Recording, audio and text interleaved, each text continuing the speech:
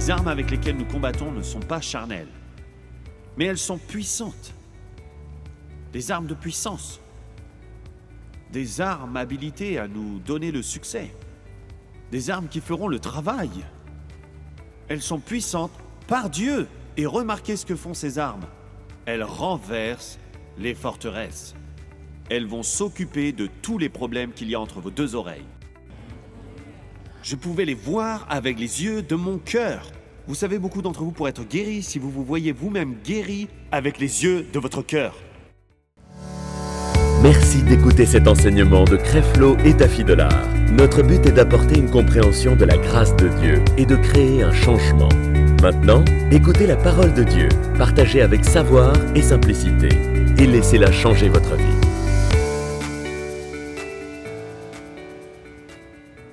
Hébreux chapitre 2 et verset 1.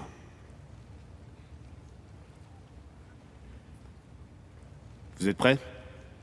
Cela va être un temps particulier dans votre vie.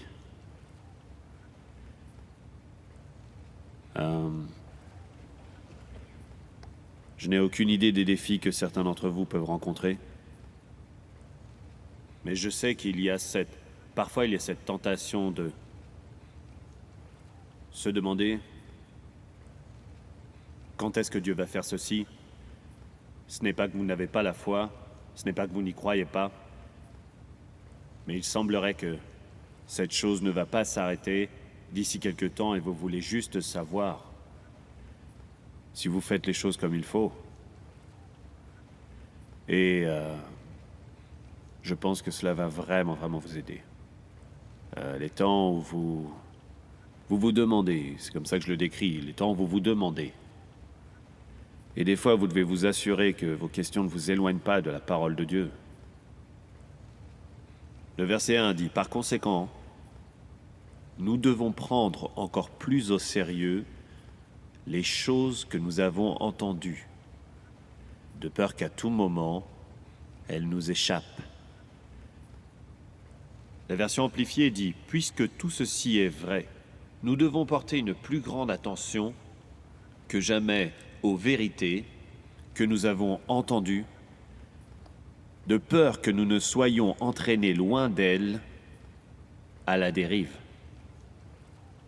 Entraînés loin d'elles à la dérive. Donc, une des choses que je vais partager avec vous ce soir, une de ces choses que nous avons laissées de côté, nous entraînant à la dérive. Et croyez-moi, le Saint-Esprit est une de ces choses. Le fait que vous puissiez être tellement occupé avec toutes les choses que tu peux comprendre ou apprendre à propos de la grâce, tu peux oublier la chose la plus importante qui t'a été donnée par le Saint-Esprit, enfin par Dieu, et c'est le Saint-Esprit, le don du Saint-Esprit. Et la puissance qu'il y a à prier par le Saint-Esprit, et de prier en langue. Et quand vous priez en langue, vous priez une prière parfaite. Et quand vous priez en langue, vous donnez au ciel un accès. Et donc même quand vous priez pour des choses que vous ne connaissez pas, et même quand vous priez pour ces vérités cachées, ces choses secrètes qui ne sont pas évidentes dans votre esprit, quand vous priez en langue, vous donnez un accès au ciel pour qu'il se passe quelque chose. Et vous relâchez votre plus sainte foi pour les choses secrètes que vous avez priées, ces vérités cachées que vous avez priées. Et elles se manifestent dans votre vie et c'est parfois une surprise. Parce que vous avez cru au Saint-Esprit, vous avez reçu ce don de la grâce de parler en langue. C'est une arme puissante.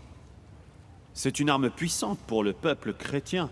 Dans les temps que nous vivons, nous ne pouvons nous offrir d'ignorer le Saint-Esprit. Nous ne pouvons nous permettre d'ignorer les dons du Saint-Esprit. Et nous ne pouvons nous permettre d'ignorer les fruits du Saint-Esprit.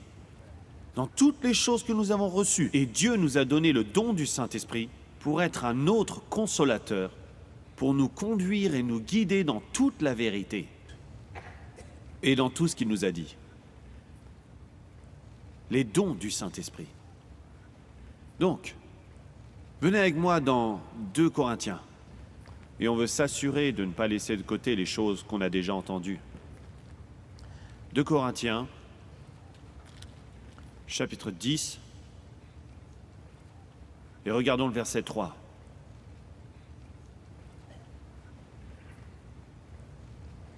Le verset 3 dit « Car même si nous marchons dans la chair, nous ne combattons pas selon la chair. Car les armes avec lesquelles nous combattons ne sont pas charnelles. » Donc nous avons des armes dans ce combat, dans cette guerre. Nous avons, entre la lumière et les ténèbres, nous avons des armes. Dites-le fort, j'ai des armes. Donc les armes dans ce combat, nos armes ne sont pas charnelles, mais elles sont puissantes par Dieu. Car les armes avec lesquelles nous combattons ne sont pas charnelles, mais elles sont puissantes par Dieu. Et ces armes vont renverser des forteresses. Les forteresses, c'est ce qu'il y a dans votre âme. C'est ce qu'il y a entre vos deux oreilles. C'est ce que vous autorisez à venir dans votre âme. Alors suivez-moi attentivement. Les armes avec lesquelles nous combattons ne sont pas charnelles, mais elles sont puissantes. Des armes de puissance. Des armes habilitées à nous donner le succès. Des armes qui feront le travail. Elles sont puissantes par Dieu. Et remarquez ce que font ces armes. Elles renversent les forteresses. Elles vont s'occuper de tous les problèmes qu'il y a entre vos deux oreilles. Elles vont s'occuper de toutes les choses que votre âme essaie de vous dire. Et toute votre façon de penser. Car les armes avec lesquelles nous combattons ne sont pas charnelles, mais elles sont puissantes par Dieu pour renverser les forteresses. Renversant, regardez ça, toute imagination et toute hauteur qui s'élève contre la connaissance de Dieu et amenant toute pensée captive à l'obéissance du Christ. Maintenant, si vous me le permettez juste un moment, afin de parcourir tout ceci, je veux commencer à vous enseigner d'une manière pratique. Renversant toute imagination. Pour la plupart d'entre nous, tout ce que nous avons entendu à propos de l'imagination a été négatif. Pour la plupart d'entre nous, l'imagination est quelque chose qui existe dans les sectes, mais ce n'est pas quelque chose dont on parle très souvent dans l'Église. On n'en parle pas beaucoup quand il est question des chrétiens.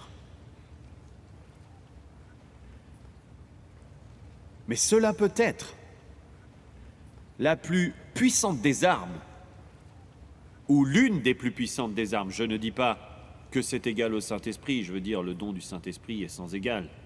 Mais ce domaine que Dieu a créé et qu'il nous a donné, qui s'appelle l'imagination, peut être la plus forte, la plus puissante arme si nous la comprenons, si nous ne l'ignorons pas et nous ne la laissons pas de côté. Il n'y a pas d'autre création sur la planète qui a accès à quelque chose qui s'appelle faiseur d'images. L'imagination.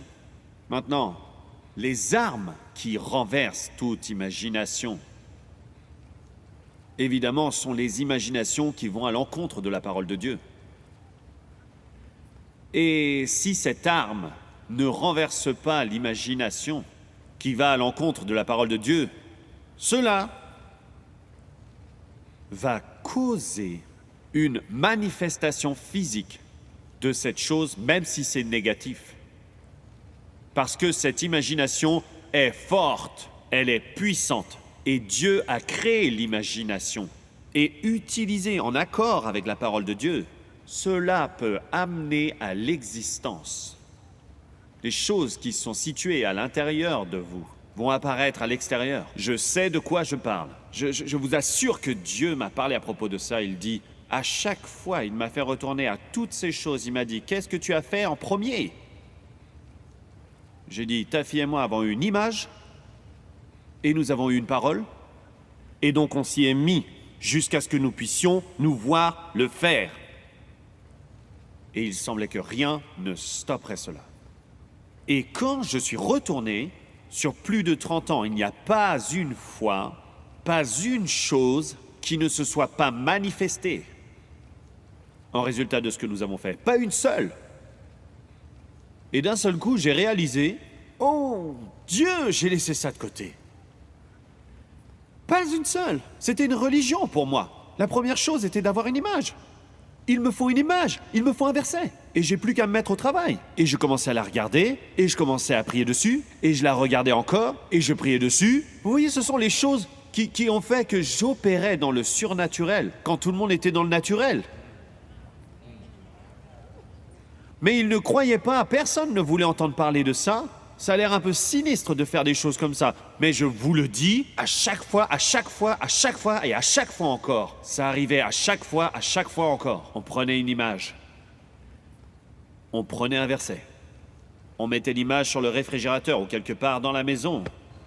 Nous croyons, nous recevons. Nous la parlions, nous l'amenions à l'existence. Et il n'y a pas une seule fois où nous avons fait cela. Et j'ai pas à y réfléchir, il n'y a pas une seule fois où ça ne s'est pas matérialisé.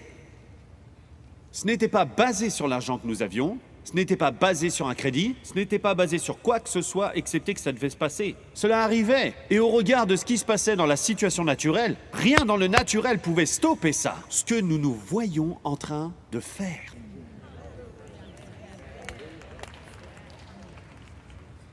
Ce bâtiment est né dans notre imagination.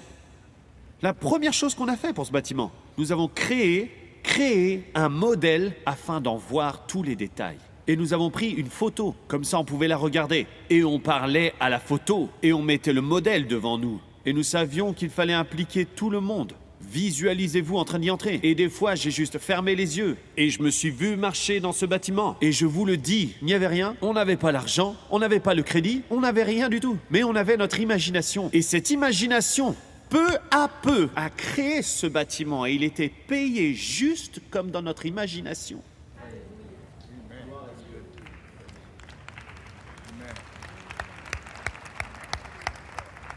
Je n'oublierai jamais que nous, ta fille et moi, venions nous marier et nous avons aménagé dans cette maison à Riverdale. Et nous croyons, vous vous souvenez des maisons de John Whelan? John Whelan était un contracteur immobilier populaire dans la région d'Atlanta à ce moment-là.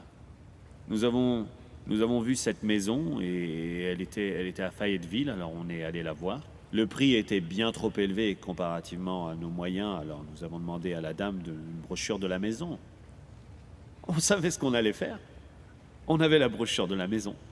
Et on a placé la brochure, on a récupéré la photo, et on a regardé l'image, on l'a étudiée, on l'a regardée, étudiée, et nous avions ce verset qui dit « Appelle les choses qui ne sont pas comme si elles étaient ». Et on l'a étudié, et on a commencé à appeler les choses qui n'étaient pas comme si elles étaient. Et on a regardé tous les versets qui parlaient de maison dans la Bible, et on regardait ces versets, et on regardait l'image, et on y allait. Et on allait là-bas le dimanche parce qu'il n'y avait personne, et c'était la maison témoin. Et on s'asseyait autour, juste pour la regarder. On y marchait, juste pour avoir une meilleure image à l'intérieur de nous. Et donc, je demandais à la dame combien elle coûte. Elle m'a dit ceci, et j'ai dit non, c'est pas ce que Dieu m'a dit. Elle a dit, oh, est-ce qu'il peut parler pour me le dire à moi? Et vous savez, elle essayait de se moquer et d'être facétieuse. Je lui ai dit, non, ça c'est ma maison. Et mon imagination était devenue forte, vraiment forte. J'ai dit, je peux me voir dedans. Elle m'a dit, je veux que vous l'ayez moi aussi. J'ai dit, oui, mais c'est pas à ce prix. Nous ne voyons pas ce prix. Je veux que vous sachiez qu'on a continué à regarder cette maison. Cette maison a baissé, le prix a baissé 3 fois. Et quand elle a baissé pour la 3e fois, et elle nous l'a dit que la première fois quand elle a baissé, elle nous a dit « Ah, Dieu avait peut-être raison ». J'ai dit « Non, c'est pas encore ça. Ce n'est pas ce qu'on a imaginé. » Mais quand c'est arrivé, c'était certain. Nous avons eu ce que nous voyions. Nous avons eu ce que nous voyions. On a fait ça quand on voulait notre premier avion. J'avais aucune idée de ce qu'il fallait faire pour avoir un avion. Ce qu'on a fait, c'est qu'on s'est procuré une image. On l'a mise sur le réfrigérateur, et je me souviens de ça. Et à chaque personne qui était dans la maison, on disait, s'il te plaît, si tu vas au réfrigérateur, touche cette image. J'ai dit, nous croyons, nous recevons, au nom de Jésus. On l'a eu.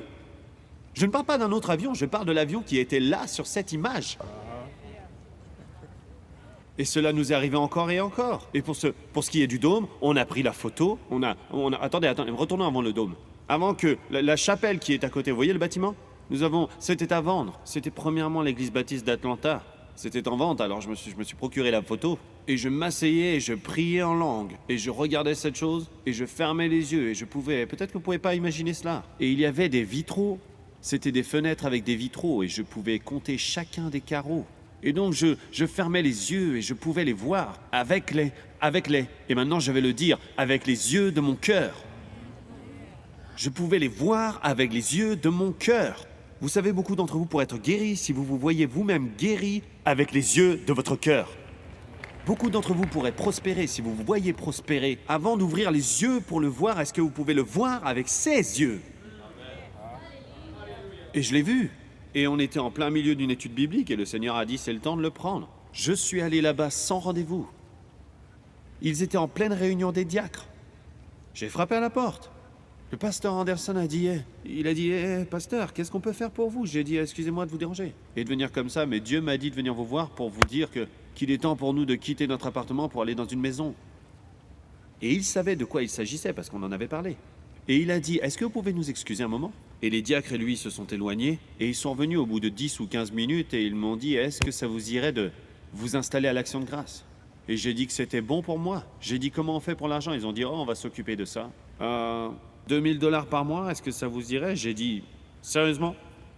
Oui, j'ai dit, il m'a dit, vous savez quoi, vous pouvez prendre votre temps, on prendra en charge les finances, on fera ce que vous voulez. J'ai dit, je vous promets, vous n'allez pas regretter ça, je paierai toutes les dîmes, je vous les donnerai.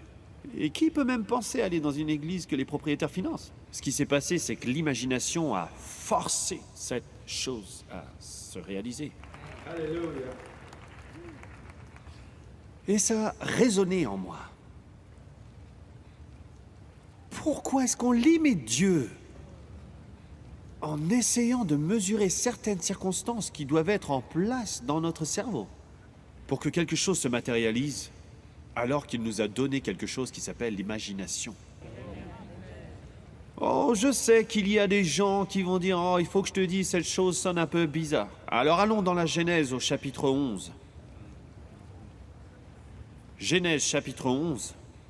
Oh, je ne vais pas lire dans la Bible. Genèse chapitre 11, je crois que c'est chapitre 11, verset 1. Commençons verset 1, comme ça on va tout regarder.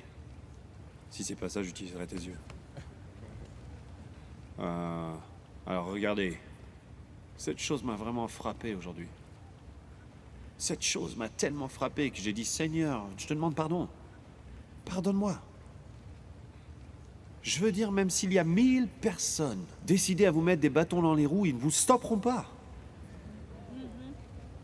Personne ne peut vous stopper. Vous, hommes et femmes de foi.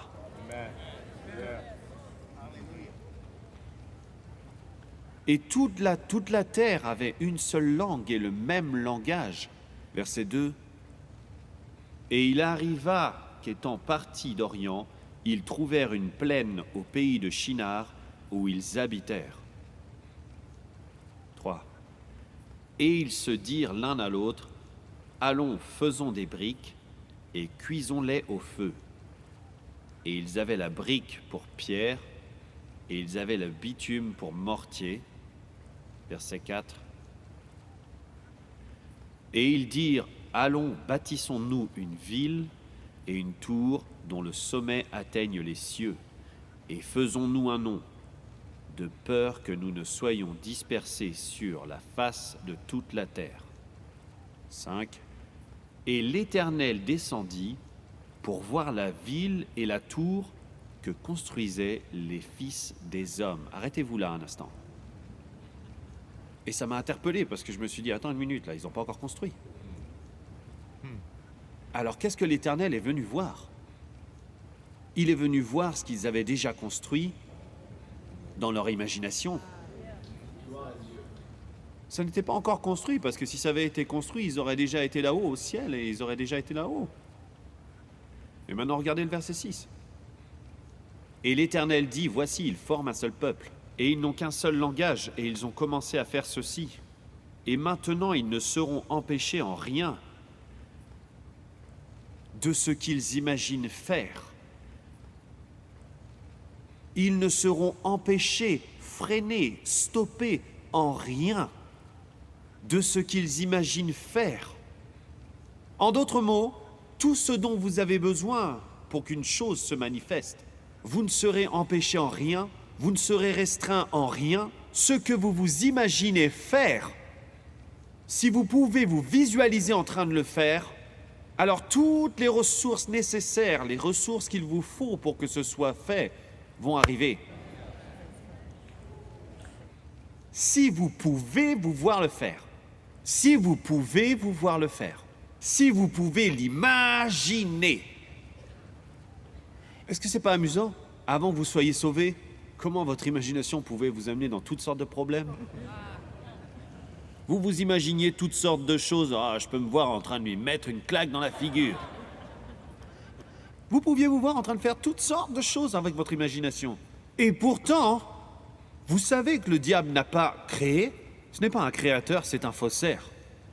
Et Dieu vous a donné et vous a équipé d'une imagination. Et notre seule manière de l'utiliser, c'est de laisser le diable s'en servir. Alors, qu'est-ce qui peut se passer si nous décidons de ne plus le laisser s'en servir et si nous commençons à fonctionner avec l'autorité de ce faiseur d'images? Il y en a qui vont dire « Hey, il y a personne dans la Bible qui a fait ça. » Alors vous pensez qu'il était question de quoi quand Dieu parlait avec Abraham? Quand il dit « Je ferai de toi le père de plusieurs nations » et la première chose qu'il a dit c'est « Tu as besoin d'une image. Regarde les étoiles. » Vois si tu peux les compter, telle sera ta descendance. Regarde le sable. Qu'est-ce qui se passait? Il lui donnait une image. Et partout dans la Bible, qu'est-ce que vous pensez que c'était? Son fils, c'est cette image de... La vraie image de Jésus n'a fait que de sortir et ressortir tout au long de l'Ancien Testament. Et puis un jour, rien n'a empêché la naissance de Jésus-Christ. Waouh! Et je me suis levé ce matin comme si j'étais Superman.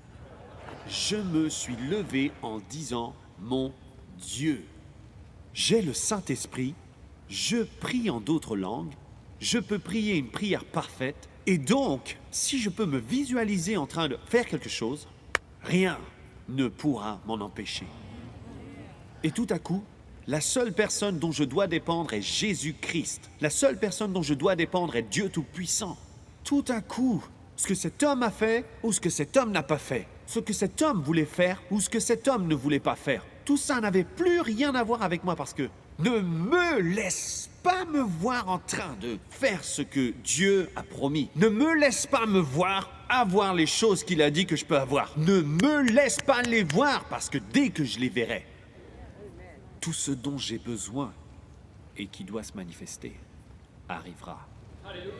Je sais que ça sonne, peut-être que pour un nouveau chrétien ça sonne « Oh là, on va beaucoup trop loin ». Mais je vous dis, j'ai fait des expériences et des expériences et des expériences. Je peux vous le dire toute la journée, j'ai toujours travaillé avec des images. J'ai travaillé avec des images. J'ai eu une photo de ce dôme rempli. Et désormais, je ne le verrai que de cette manière. Et ce sera ma seule façon de le voir. J'ai une image de notre église au Théâtre Paradis dans le Bronx, remplie. Et c'est ma seule manière de le voir maintenant. Et donc je suis reconnaissant qu'on ait ces églises, parce que si on n'avait pas toutes ces églises à Atlanta, on n'aurait pas assez d'espace. Mais ce que je dis, c'est que maintenant qu'on les a, il faut qu'on s'assure de les avoir toutes remplies. Et quand je suis allé à Washington, D.C., c'était rempli. Alors qu'est-ce que je vais faire? Bien? Eh bien, je vais faire confiance au Saint-Esprit, je vais prier en langue, gloire à Dieu, et je vais me voir en train d'y marcher. Voyez-vous en train d'imposer les mains sur les malades et ils seront guéris. Voyez-vous vous-même guéri. Voyez-vous vous-même avec toutes vos factures payées, gloire à Dieu. J'ai fait ça, et je l'ai déjà mentionné une fois quand je prêchais, au début de notre mariage. Ou peut-être que c'était un certain temps après qu'on se soit mariés, on avait toutes ces factures, et je gardais toutes ces factures dans un sac. Et je suis allé à un séminaire, première fois que j'entendais John Avanzini prêcher, et il parlait de la délivrance des dettes. Et donc il faisait une illustration en disant de prendre un morceau de papier et d'écrire libre des dettes sur ce morceau de papier, de prier dessus et le mettre par-dessus les factures. Et alors on l'a fait. Et la première chose qu'on a attaquée, c'est les cartes de crédit.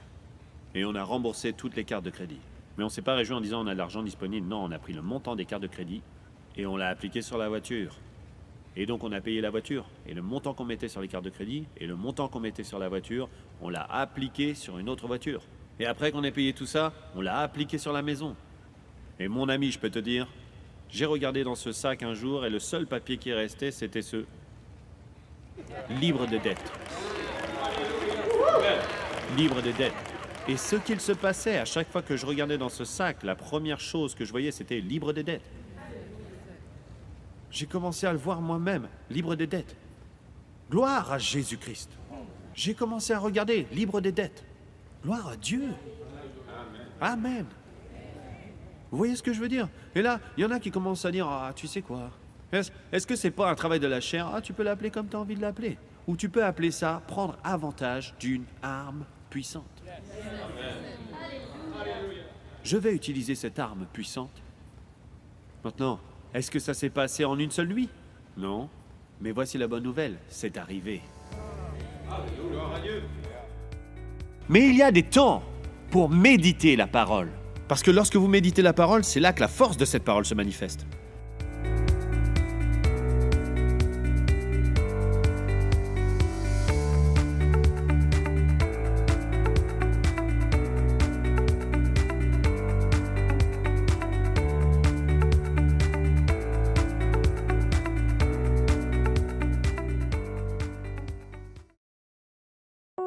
Cette émission est rendue possible grâce au précieux soutien des partenaires d'Enseigne-moi Canal International.